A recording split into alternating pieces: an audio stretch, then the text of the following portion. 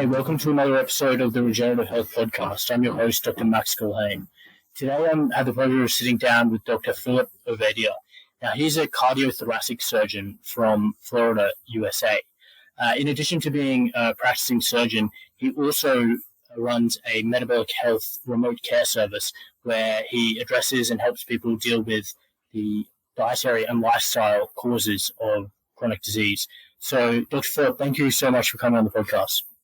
Oh, great to be here with you. Always excited to connect with the audience down under and halfway across the world. Have a number of good contacts over there, and happy to talk about heart disease and what we can do to prevent it. Fantastic. Well, you have a unique position for having been a cardiothoracic surgeon, and I imagine a bulk of your work would have been in coronary artery bypass grafting, which for the listener is the process of dealing with the end stage of atherosclerosis and blocked coronary arteries. So, Dr. Phil, can you give us an idea about your career and your progression from surgeon to where you are now? Yeah, sure thing. So I have been a cardiac surgeon now for 20 years that I've been in practice, and the 7 or so years of training that went into it before that. During that time, I've done over 3,000 heart surgeries. And as you said, the vast majority of what I do as a cardiac surgeon is dealing with the end stages of atherosclerotic heart disease, the buildup of plaque in the arteries of the heart. And, as I'm sure you're aware, and as I'm sure many in the audience are aware, heart disease remains the number one killer, both here in the United States and worldwide. Australia is no different, that heart disease is the number one killer. And it's been that way for quite a long time. Here in the United States, it's been the number one killer for the past 70 years. And it really shows no signs of slowing down. So it is a major health problem. Now, for much of my career, I, I would say most of my colleagues, and, based on the way that I was educated, our thinking was that, there wasn't much that you can do to prevent this. It was genetics, it was environmental, smoking contributes. During the beginning portion of my career, or really during my training, we took the approach of trying to target cholesterol, thinking that that was the cause of heart disease. And that effort has largely failed, I would say. So, that combined with my own personal health journey led me to start asking some different questions and coming to some different conclusions. To kind of pivot for a minute to my personal story, for much of the beginning part of my career as a heart surgeon, I was a very unhealthy heart surgeon. I was morbidly obese. I was pre-diabetic. And that was despite the fact that I was following the advice that I had learned to give, to eat less, move more, eat a low-fat diet. And it wasn't working for me, and it wasn't working for my patients. So as I said, thankfully, I started asking some different questions, and I came across some different ideas about, why we get unhealthy in general, and then really focused in on, what are the causes of heart disease and why are we doing such a lousy job at preventing it? And that's something I'll certainly be happy to get into more with you as we go along. Yeah, and the personal story is always such a powerful catalyst for change, especially for doctors in the space who are practicing lifestyle medicine. And it often takes our own personal health journey or trial to really force us to reappraise or reevaluate what we were initially told. So can you give us an idea from your perspective, what is the cause of atherosclerosis and of coronary artery disease and I guess chronic disease more generally?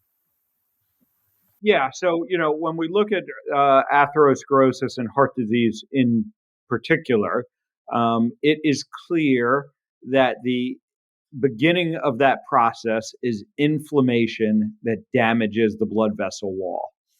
And it's interesting because when you expand out to, as you said, many of the chronic diseases that we face in society today, they share that root cause of inflammation. And what I've now come to understand, and again, this is different than the way I was educated and different than, most of my colleagues view the process, to be quite honest. But this common root cause of inflammation, it starts with our metabolic health. It starts with things like insulin resistance. And that is very heavily influenced by the foods that we are eating and by the habits that we have around our lifestyle. So it makes sense then, if you understand that that is the root cause of the disease, that you need to recommend interventions that are going to target that root cause. And I believe that the failure that we have had over the past 50 years to deal with the heart disease epidemic is because we're treating the wrong problem. We're treating a downstream effect, a downstream part of the process when we talk about cholesterol and lowering, low-fat diets. And cholesterol only comes into play once the blood vessel has been damaged. So it makes much more sense to try and stop that damage from occurring in the first place if you really want to have an impact on this disease. Yeah, and it really makes you think, as you said, there's been a failure to adequately prevent heart disease killing people worldwide. And the main focus of the whole approach to atherosclerosis has been the lipid hypothesis, the idea that eating saturated fat is going to end up raising LDL and then low-density lipoprotein, and then causing atherosclerosis by damaging the inner lining of the blood vessels. But as we've been repeatedly shown, and I think more and more people are realizing, that saturated fat has no relationship. The consumption of saturated fat has no relationship to cardiovascular mortality or all-cause mortality. So talk to us about metabolic health, and as you said, diet is a key part. So how do you define metabolic health as this concept of uniting or underlying the true cause of atherosclerosis? Yeah, so the simple explanation that I give for metabolic health is that when we are metabolically healthy, our bodies are properly utilizing the inputs that we are giving it. And those inputs are largely in the form of the food that we eat. When we become metabolically unhealthy, when we get metabolically broken, our bodies can no longer handle and process that food. And it becomes a vicious cycle because the types of food that we eat ultimately end up damaging our metabolic health. And then once we are metabolically unhealthy, we can no longer deal with those foods. We can no longer process those foods and that is ultimately what ends up leading to the inflammation in the body. From a medical standpoint, this manifests as insulin resistance, and this we know to be at the root cause of, like we said, both heart disease and most of the chronic disease that we face in society today. Things like diabetes, things like cancer, Alzheimer's disease, chronic kidney disease. They all share a common root cause of insulin resistance and poor metabolic health. And I mean, I see patients in the emergency department, and when I tell them, I say to them, look, you're carrying some extra weight around your abdomen. This puts you at higher risk of developing blockages in your coronary arteries. A lot of them look at me funny and not with any form of true understanding. So, I mean, just goes to show how far away we are in terms of educating people about, the risk factors and what they can do to improve their health. But as you say, it's the insulin resistance and the body's ability or lack of ability to deal with glucose levels and subsequently high glucose levels that ends up contributing to the deposition of plaque in the arteries. So can you expand a little bit more about the mechanism, and particularly the initial event or the subsequent events that cause that buildup of plaque in the arteries? Right, exactly. So, when we look at why plaque would form in the arteries, so, again, the traditional view has always been that high cholesterol is what ends up leading to these plaques in the arteries. But again, that really makes no sense when you start to think about it. And I openly admit that I didn't think about this for much of my career. But why cholesterol is in our bloodstream literally from before we are born until we die. And, why would it all of a sudden, start to cause problems? And, the answer is that it only causes problems when the blood vessel wall is damaged and when the cholesterol itself is damaged, by the way, which is another part of this process. And again, the thing that damages the cholesterol and the thing that damages the blood vessel wall are the same thing. The inflammation leads to breakdown of the lining of the blood vessels. This now allows the cholesterol, which has become what we call oxidized or damaged itself, to basically get stuck, in the vessel wall and start to accumulate as a plaque. There are many other factors that go into that. There are blood clotting factors and many other materials that get into these plaques. So, when you look at the end part of the process, when you look at the plaques that form and you see cholesterol in there, you can understand how we made the mistake that we made. But here we are now, essentially, 50 plus years after, this theory was first put forward, this diet heart hypothesis. And we have been singularly focused on it as the cause of heart disease for the past 30 to 40 years. We've made all of these interventions. We've changed the food that we eat in an attempt to lower our cholesterol intake and therefore lower our cholesterol levels. We've thrown medication at the problem.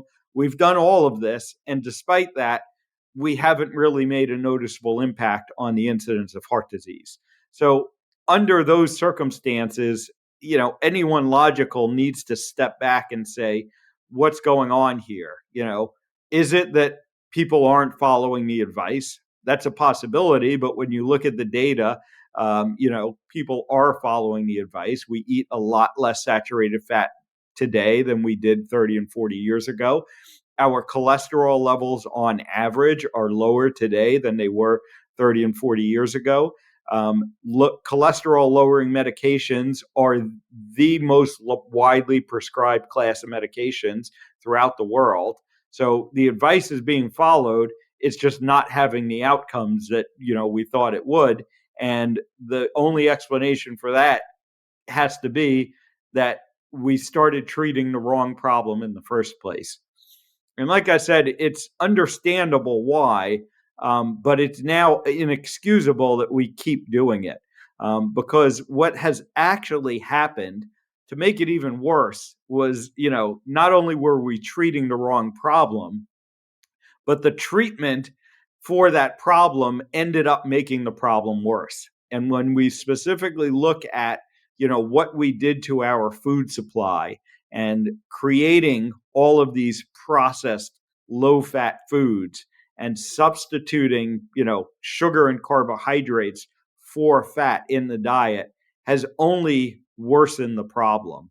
And again, the evidence for that is now all around us. And it's time that we as physicians start to stand up and say, we got to change what we're doing here because it's not working. And we are not willing to accept these results on behalf of our patients any longer. Yeah, and well said. And I mean, the definition of madness is, doing the same thing repeatedly and expecting a different outcome. And I think that the whole lipid hypothesis and the mainstream approach to treating cardiovascular disease with that lipid hypothesis at the center has, as you said, completely failed. And it's tied up in that whole paradigm was the introduction of polyunsaturated seed oils and carbs in the place of saturated animal fat, which I believe the evidence is overwhelming in showing that that's the kind of fat that we evolved eating. So, not only have people been adopting all these novel foods into the food system, is that they are then taking medications like statins to lower their cholesterol and it's their LDL level, and it's obviously not having any meaningful change. So, I mean, as part of this, the alternative hypothesis, which I believe you and I believe is the true or more accurate way of modeling or theorizing about the development of cardiovascular disease, which is the thrombosis or the clotting hypothesis, has been sidelined for so long. So, can you talk a bit about these specific foods and how has our food system changed over the past 70 years, where cardiovascular disease has risen to prominence? What were the main changes that have made people sick? Yeah, so the two main changes that have made people sick are, first of all, shifting our diets away from the whole real foods that we have been eating for millions of years as human beings. And, these are the animal products and the plant products, that have been, the main part of our diet for millions of years up until very recently. And, when we got this idea that that eating fat was bad for us, we then, tried to figure out ways to get the fat out of our diet. And the only way to do that effectively is to, process the food, take it away from its natural state, and chemically or go through processes to remove the fat from the food. And then you got to put something back in. And that something becomes sugar and carbohydrates. We have also, shifted even within the whole, the real food that we eat. We've shifted away from eating the nutrient dense animal proteins that have sustained us for millions of years and taken those out of the diet. And so we're left with a increasingly processed diet. We've created these, fake oils, these vegetable and seed oils. Again, our bodies did not know what these were up until, about 100 years ago. And we have no idea how to deal with them because they are a new thing in our environment, and they are not what we evolved eating. So those I believe to be uniquely harmful to our health, and those have become so prominent in our food supply that they're nearly unavoidable at this point. And the evidence is and has always been that they are harmful to our health. The only benefit that has ever been shown of these food products, and the whole reason why they have become so prominent in our food supply, is because they lower our blood cholesterol levels. But again, that has never been shown to be a good thing. When you look at the all-cause mortality data, it actually suggests it to be a bad thing. And I believe it to be a bad thing, as I know you do as well, and many others. So again, we need to take a step back. We as physicians need to say we are not going to accept these results any longer. There is no reason that heart disease, we have been fighting a war on heart disease. It was declared a war on heart disease here in the United States, in the 1950s. And we've now been fighting that war for 70 years, and we are not making any progress. So it's crazy to keep fighting that war in the way that we are fighting it. And I and many others are standing up and saying that we need to change our ways. Yeah, well said. And I think at the end of the day, we're doing this for patients, and we're trying to prevent patients from needing the services of someone like yourself as a cardiothoracic surgeon coming in with, all through blocked coronary arteries. And I want to make a specific point about the polyunsaturated seed oils, which you mentioned are now basically all throughout our food supply. And in the US, I believe the main seed oils are corn and soy, and in Australia, sunflower, canola, which is actually rapeseed. They renamed it canola as a euphemism. And so these oils are particularly harmful. So how do you explain to your patients, or how do you think about the harm of these seed oils and what exactly they're doing to the body? Yeah. So the problem is that again, our body does not know how to process, is not able to process these oils, and so what our body basically does with them is they shove them into our fat cells. They end up getting incorporated into many of the cell, the structure of the cells of our body, and they end up, getting into our mitochondria, our energy producing, apparatus, and they screw up the machinery because they're not what the machinery was built to process. And so that is how I know that they contribute to the metabolic health damage that we then see downstream. Now, the issue is that this is a slow process. This isn't an acute poisoning. And so, when the studies were done, when they first gave this stuff to people to eat, and people didn't drop dead from it right away, they said, "Oh, the food must be, these things must be safe for humans to eat." But we don't have a mechanism of really studying what happens over, a lifetime of eating these foods, and we're only now first seeing those effects because, these they have become more and more prominent in our food environment. And quite frankly, the people who are living now have had that lifelong exposure to it. Whereas previous generations, it was introduced later in their life. It became prominent later in their life. And it only has recently risen to the levels of consumption that it is now. And the evidence is quite obvious that it's damaging our health. Yeah, and for the listeners, I recommend checking out my previous episode with Tucker Goodrich, in which we go in deep into the science of exactly how these omega-6 fatty acids are harming you. And the long and the short of it is linoleic acid, which is the chief fatty acid in these seed oils, basically breaks down into a range of very, very highly toxic compounds. And those oxidative products, particularly one called 4-hydroxynonenal or 4-HNE, is contributing to the oxidation of your LDL or your low density lipoprotein as well, and it's basically incorporating into those LDL lipid rafts and shuttling all these highly oxidative, highly inflammatory compounds all through your body, and in that way contributing to the development of inflammation in the body, as Dr. Phillip has mentioned. So what should people be eating? I mean, let's go back to what perhaps people were eating prior to the introduction of these refined oils. What fat should people be eating instead of these seed oils? Yeah, so I believe that people should be eating the fats that occur in nature, the fats that we have been eating for millions of years, and these are primarily animal fats that occur with animal protein, and that's how it should be consumed. There probably are some true, plant fats that are okay to consume, things like coconut oil, olive oil, avocado, that have that have plant fats that don't need to be processed to make them palatable and consumable.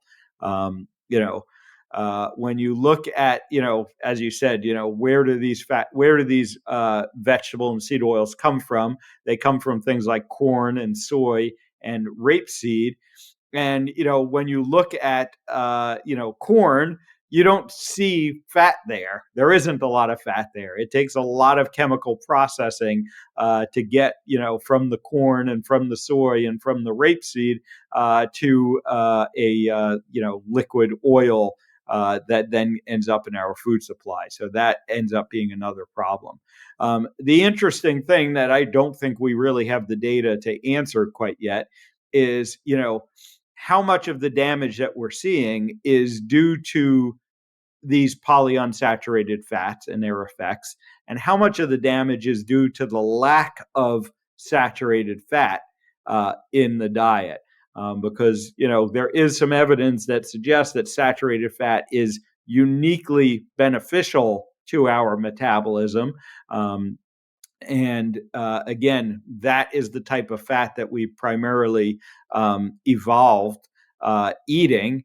And so it would make sense that our bodies are uniquely positioned to, to use that type of fat. And a lot of the damage that we see may be due to the absence of the saturated fat as much as it is to the presence of the polyunsaturated fat. So I encourage people to eat natural animal fats. As I said, small amounts of the natural plant fats are probably okay. But I believe that the majority of our diet should be as it was for most of our existence, and that is an animal-based diet. Yeah, no, great points. And for the listener, there are specific fats, particularly stearic acid, fatty acid, as well as conjugated linoleic acid, which is present in animal foods, which have been shown to be uniquely beneficial for cardiovascular and mitochondrial health. So it's fascinating how we've got to this point where, based on this lipid hypothesis, the human diet has been so radically shifted away from what was historically and evolutionarily normal. And it's no surprise when we think deeply about the problem, that we're in this situation that we currently are. And the other point I really want you to comment on is that was the dietary kind of consequence of this lipid hypothesis. But there was also a very, very important medical and pharmaceutical consequence, which was the development of these statin medications. So explain to the listener, what is a statin, and what is their, I guess, intended use versus perhaps what they're actually doing to people? Yeah, so statin medications were really first developed, in the 1980s and became very prominent in the throughout the 1990s, and they were developed to lower cholesterol levels, specifically LDL cholesterol levels. They are, it's interesting that they are derivatives of toxins, of fungal toxins, is where they were first discovered and isolated. And as we got on this craze of lowering cholesterol,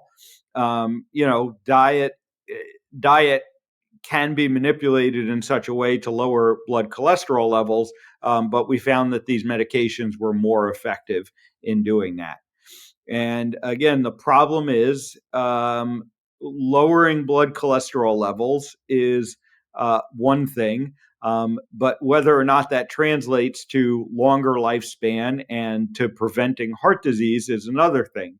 And really, the evidence that lowering blood cholesterol levels, lowering LDL cholesterol levels in particular, has any impact on the development of heart disease is very weak data as well. We see very small effects, and it's a lot of the early studies that were put forward, to promote these medications. We have not been able to replicate those studies. The data has largely been hidden and not open, not put forward for open review. And again, even if you take the data at face value, what you see is very small impacts. You see 1 to 2% reductions in the incidence of heart disease when you look at the absolute numbers. And there's very good evidence to suggest that that may have nothing to do with the cholesterol lowering properties of statin medications. Because one of the other things that statin medications do to a degree is that they have an anti-inflammatory component to them. And that very well may be the benefit that we see with these medications related to the anti-inflammatory properties as opposed to the cholesterol lowering properties. We have now, of course, taken this even further, and we have newer medications that lower cholesterol levels even more than statins do, PCSK9 inhibitors. And what we see with those medications now is that they lower cholesterol to ridiculously low levels, in my opinion and many others' opinions. They lower it to levels that we don't see, you don't see occurring naturally, except in very rare circumstances. And again, we there was just a study that came out within the past 2 weeks, where they went back and they were able to get the original source data from one of the landmark studies that led to the approval of PCSK9 inhibitors. And when you look at that data, what you see is that the mortality is actually worsened in the intervention group. This is, of course, something that wasn't published, or was kind of buried in the publications, but they were finally able to get to the source data, and we see that the overall mortality is worse, and the specific cardiovascular mortality appears to be worsened in people, when you lower cholesterol to that level. So, what we're left with in summary is, we started with a hypothesis. We never proved that hypothesis to be true, but we keep doubling down on it and tripling down on it. And once again, we see these same results now repeating themselves, in study after study, that we are not helping the problem, and the problem is getting worse. So it's time to step back and question that underlying hypothesis. Yes, and it's almost a maniacal focus on this number, which is total plasma LDL, and it's almost bizarrely ignorant of things like all-cause mortality and the actual hard outcomes that people care about, which is this medication helping me live longer? And it really is ignoring or focusing so much on the potential pathological role of LDL in heart disease, instead of completely ignoring the massive possibilities or the reality of the actual physiological function of this particle, which, as we both know, has a role in the immune system, has a role in trafficking fat-soluble vitamins around the body. So it's a complete blinkered approach that is so focused on lowering this one metric without taking the whole person or the whole physiological process into view. So, thanks for that summary. I think that's really helpful for people. What would you say to someone who has been put on a statin medication by their primary doctor for a high cholesterol level, having never had a heart attack? What is your approach, and what would you say to that person? Yeah. So, what I would first ask is, that we basically that we think more about this problem, because the whole concept that we can reduce heart disease, a very complex issue, down to one number really makes no sense. But, if we are going to go down the pathway that cholesterol, is part of the process and may have some harm associated with it, we need to do a better job of assessing the types of cholesterol that people have in their bodies, and the environment that cholesterol exists in. So this is where testing, the advanced lipid testing to look at, what are the sizes, what are the types of particles that you have, because we do know that there are certain types of cholesterol particles that do get involved in plaque formation. And those specifically are the small, dense LDL particles. And getting even more specific, those are the damaged LDL particles, what we call oxidized LDL. So, we should be looking at those measurements, and then we need to ask, okay, why are these cholesterol particles damaged? Why do we have more of these small dense particles as opposed to the, larger particles that are our body's preference and not harmful? And that's when you start looking at the environment that the cholesterol exists in. Is there insulin resistance? Is there inflammation? And those are the questions we should be asking. Because, again, heart disease is a complex topic. And if your doctor uh, can only look at one number and thinks that that is telling them the whole story around heart disease, it's time to find another doctor. Because heart disease is a very complex issue, and we need to be looking at many different factors to truly figure out who is at risk of heart disease and who isn't at risk of heart disease. Yeah. And you can understand and empathize with the majority of clinicians and physicians who are still in or practicing from a position of the lipid hypothesis, and they are, just following a guideline in terms of, say, prescribing a statin medication for someone with high LDL who hasn't had a heart attack. But really, they're not doing the patient any service. They're not really appreciating that patient in that particular context. And what Dr. Phillip is saying, and what I agree, is that we need to ask, what is the situation by which that LDL particle is existing in? Is there factors that are also present that are damaging that particle and increasing the likelihood that it's going to be contributing to disease? And as you mentioned earlier, oxidation through things like high intake of linoleic acid and polyunsaturated fatty acids, as well as having insulin resistance or high blood sugars, is going to cause glycation and further damage of the LDL particle. So rather than looking at LDL, this metabolic school of thought is looking at markers like triglycerides and HDL, and, as you said, a lipid subfraction. So any other markers or biochemical markers that you like to look at, Phillip, in really getting a holistic picture of your patient's metabolic health? Yeah, we want to certainly be looking at insulin levels, in addition to blood sugar levels, to get an idea of what's going on there. We want to look at measures of insulin resistance.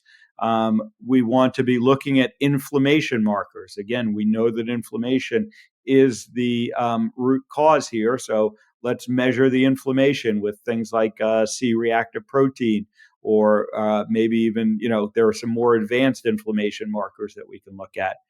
And then ultimately, instead of trying to guess based on blood work, what patients are at risk, what patients aren't at risk, why don't we try and directly assess the process that we're interested in, which is plaque formation in the arteries of the heart? And this is where something like a coronary artery calcium scan becomes so powerful. And for those in your audience that aren't familiar with it, it is a CAT scan. It is a simple CAT scan. You don't even have to have an IV put in to have this scan done. And that will actually show us whether or not there is plaque, specifically calcified plaque, in the arteries of your heart.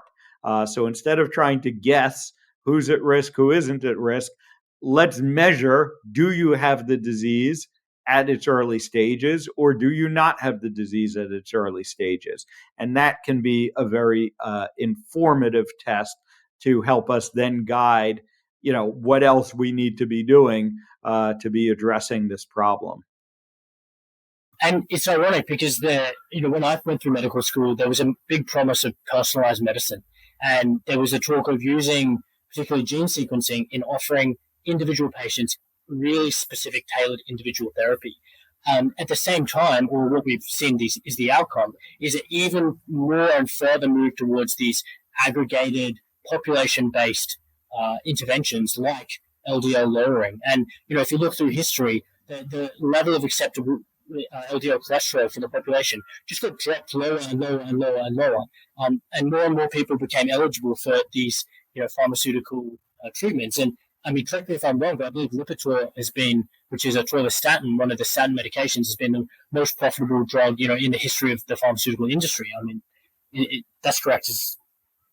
as far as I'm aware. Um, it may have changed very recently with introduction of even more profitable therapeutics, but we'll avoid that topic for now. Yeah. But yeah, cholesterol lowering medications have been the most widely prescribed class of medication, for the past 30 years here in the United States, and I believe that worldwide, much of the data looks the same. And again, we're not seeing an impact. So this is where I put the responsibility back on the physicians. Why aren't we asking these questions? We've had these medications that we have been told, lower the risk of heart disease and will, prevent the patients from getting heart disease. And yet we see all of these patients getting heart disease despite taking this medication.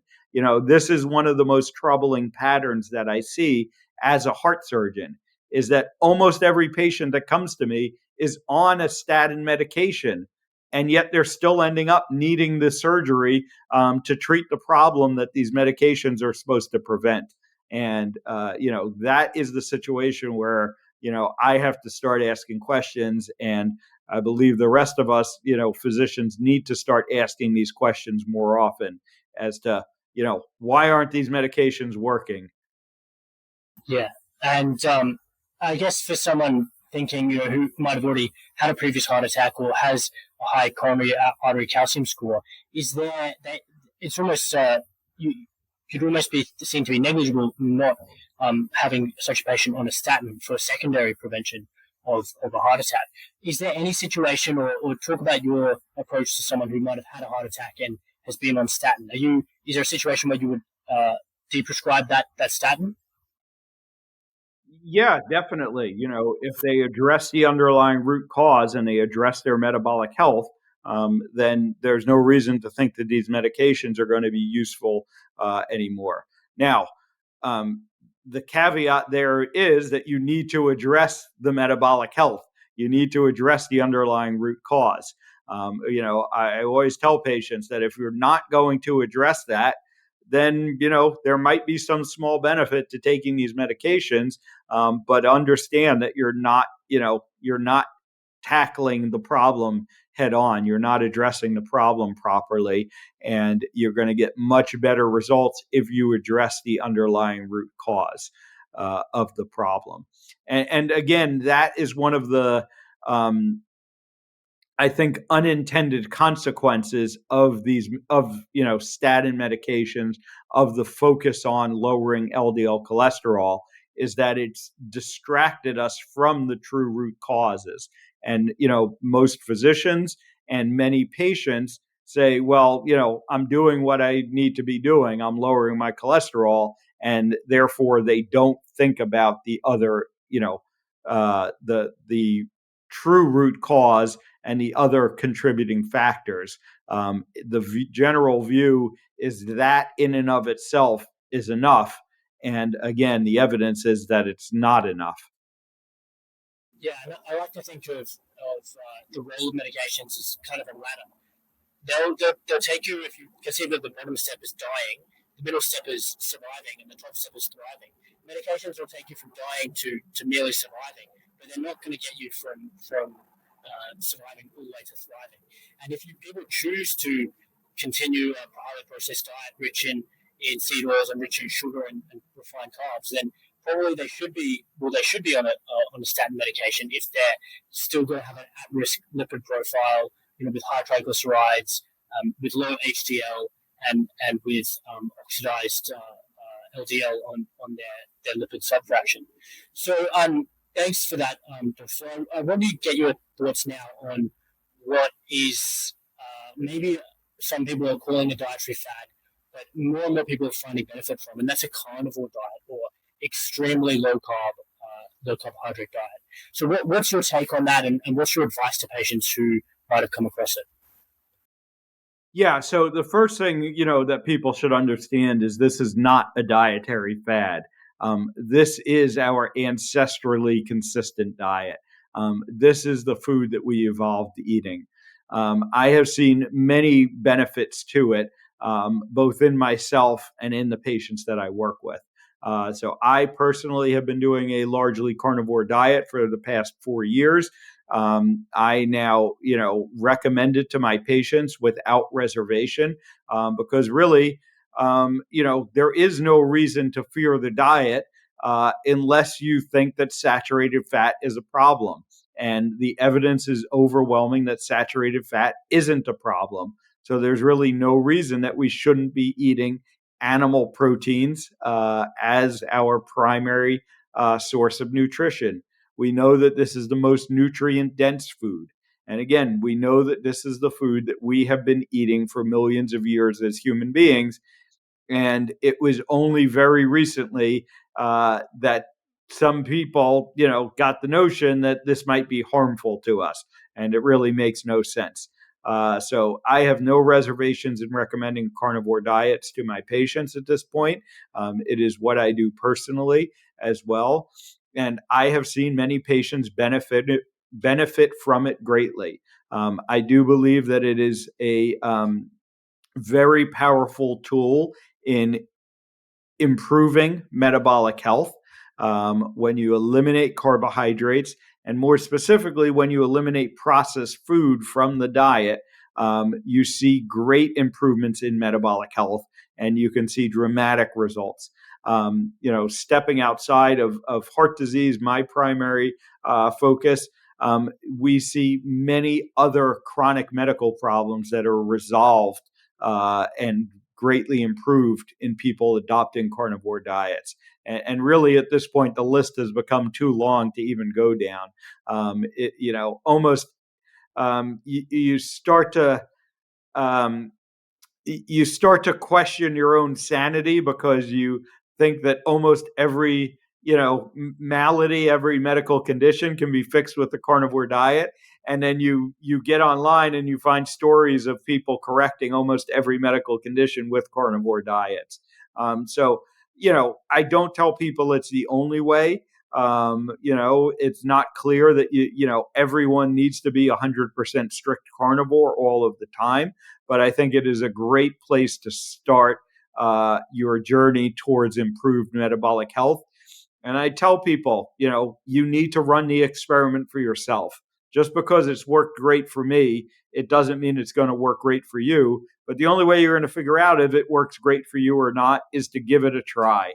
And, 30, 60 days, everyone, should be willing to make that investment in their own health and see what happens. And, it's helpful if you can find a knowledgeable physician who will help you with that. That's ideal. I understand that that's not always possible for everyone, but the number of physicians who are attuned to this is rapidly growing. I was fortunate this past weekend to be with many of them. We were filming a television series documenting people who were improving their diabetes and their health with a carnivore diet. And I got to, hang out with a lot of the physicians who think this way and know this to be a advantageous diet for most of us. And have you seen plaque or coronary artery disease stabilize or stop progressing on patients who have adopted a carnivore type diet? Yes, I have. I've seen it stabilize and stop progressing. I've even seen some reversal. And people should understand that doesn't mean that it's 100% reversal. But I've seen coronary artery calcium scores go down, in the 15% range. And that, again, is something that is not thought to be possible, in the traditional model of things. Usually patients on, statin medications, their coronary artery calcium scores actually go up over time. But we are definitely seeing, and again, there's no reason to think that the body doesn't have capacity to heal itself. We may not be able to undo all of the damage, but at a minimum, if we stop the damage from getting worse, that is usually going to lead to a better outcome. And I have now seen, many patients that have at least stabilized their disease when they adopt low carbohydrate, animal-based diets. And I mean, to me, it makes sense if you're thinking about it from first principles, because you're essentially flooding the system with nutrients, with vitamin K2, with all these nutrients that it needs in the right proportions and the right bioavailable amounts to facilitate the body healing. And at the same time, you're facilitating a really low insulin environment that is reversing the metabolic dysfunction and that initially put that plaque in your arteries in the first place. So to me, it makes sense why you would see such improvement on a carnivore diet in terms of coronary artery disease. Yeah, no, I agree as well. And, again, we know this to be an ancestrally consistent diet. These are the foods that we evolved eating, and there's no reason to think that these wouldn't be the optimal food for our bodies. Great. I just want to get your opinion now on sourcing, because it's my belief that as doctors advocating for a diet rich in animal foods, that we have a bit of an obligation, or a lot of an obligation, to source ethically and well-raised animals. So do you have and I know you've been involved in what is the beef initiative over in the USA, which is connecting people to farmers, and particularly regenerative farmers. So what's your opinion, or what's your take on the sourcing of high quality beef? Yeah, so I do think that we should seek out the most the best raised meat that's available to us. And that's going to be grass fed, grass finished, 100% raised beef, and the animal should be treated in a humane and ethical way. Regenerative farming, going beyond the life of the animal, seeks to use that animal in a way to improve the whole environment, the whole ecosystem. And I think that is a very noble goal for us to have. With that being said, I am realistic, and I understand that this isn't something that's accessible to everyone. So I rather someone, quite frankly, eat the beef that isn't raised in that manner than eat the processed food, because even the worst raised beef is still going to be better than processed food, both for the person who's consuming it and the environment in general.